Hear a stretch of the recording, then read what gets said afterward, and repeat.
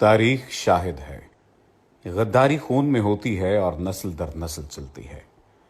یاد رہے کہ تاریخ جھوٹ نہیں بولتی۔ قیام پاکستان کے کچھ علاقوں میں عوامی ریفرنڈم کروانے کا فیصلہ کیا گیا، جس میں عوام کی اکثریت نے پاکستان کے ساتھ الحاق کو ترجیح دی۔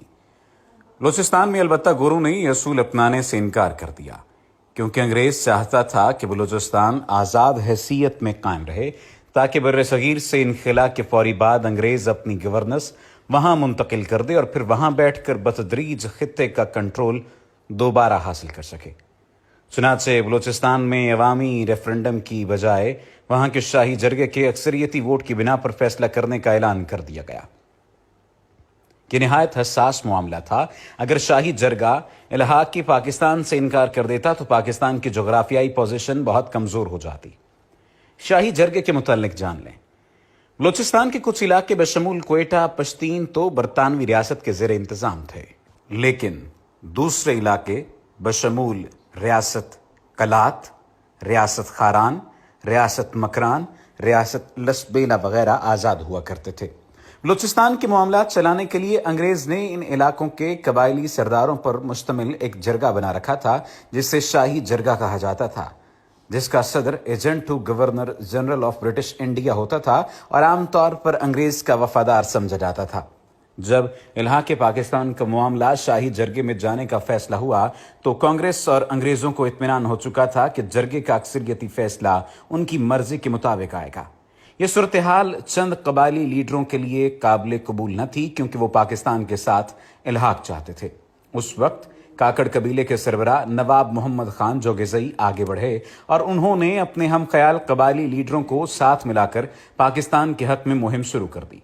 دوسری طرف عبدالصمد اچکزئی ببانگ دوہل کانگریس کی حمایت میں سامنے آ گئے اور قیام پاکستان کی مخالفت کرتے ہوئے لابنگ شروع کر دی۔ نواب جوگیزئی کا ساتھ دینے کے لیے جمالی قبیلے کے میر جعفر خان جمالی آگے آئے اور انہوں نے بھی پاکستان کے حق میں کیمپین شروع کر دی۔ دوسری طرف عبدالصمد اچکزئی نے جرگے کے سرداروں سے کہنا شروع کر دیا کہ اگر پاکستان کے ساتھ نہیں جاتے تو ہندوستان کی حکومت جرگے کو فی الفور 18 کروڑ روپے نقد اور سالانہ 4.5 کروڑ روپے بطور سپورٹ فنڈ دیا کرے گی۔ اتنی پرکشش آفر سن کر بہت سے سرداروں کا فیصلہ ڈگمگا سکتا تھا۔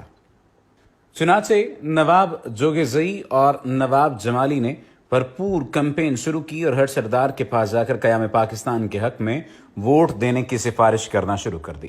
جس وقت نواب جوگیزئی، جمالی اور نسیم حجازی جیسے لوگ شاہی جرگے کے اراکین کو پاکستان کے لیے قائل کرنے کی کوشش کر رہے تھے، عین اسی وقت مسلم لیگ بلوچستان کے صوبائی صدر نے شاہی جرگے کے صدر ایجنٹ گورنر جنرل سے اپیل کی کہ شاہی جرگے سے کلات، کاکڑ اور جمالی قبائل کے سرداروں کو نکال دیا جائے۔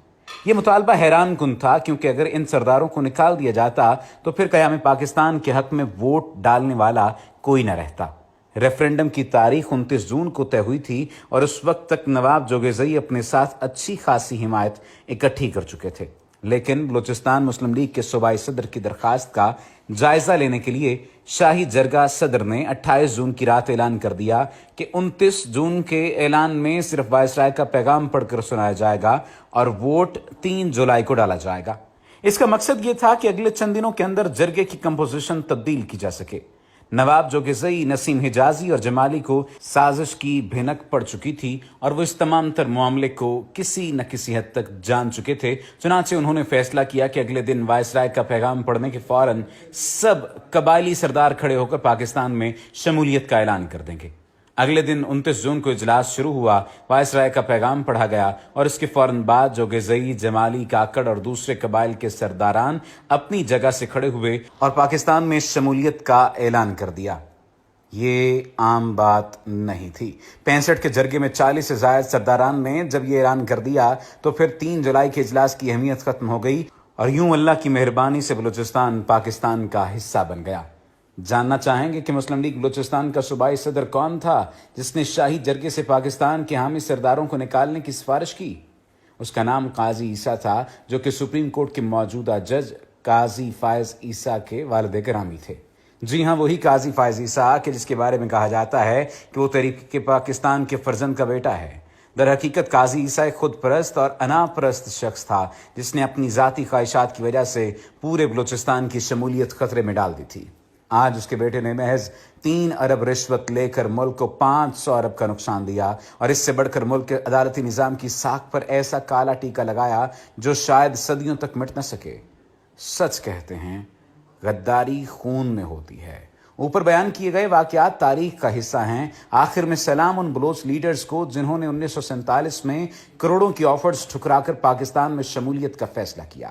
قاضی عیسیٰ ان بلوچ اور پختون لیڈروں کی دھول کے برابر بھی نہیں۔